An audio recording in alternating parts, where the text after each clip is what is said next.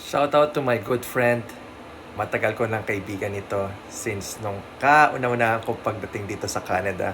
Magkasama kami sa trabaho at gusto ko lang magpasalamat sa kanya for letting me or trusting me to sell their property sa Niagara Falls. Boss Julius and Clarice, salamat sa tiwala at congratulations. And sa aking mga friends, kung magawi po kayo sa may San Fabian, Pangasinan, don't forget to visit yung Jules Land Cottages at mag-book kayo through Airbnb.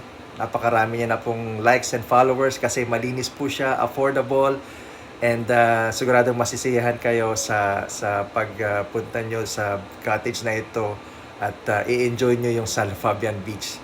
At again sir, maraming salamat sa tiwala. He was one of my friends na talagang gave me a break na dito sa real estate and mortgage industry. We started nung una siyang bumili ng bahay 2010 I believe. I've helped him with his financing kaya sir. At tapos nung nagbenta siya sa St. Catharines and now sa Niagara Falls. Sir, maraming salamat for giving me that trust and giving me that break.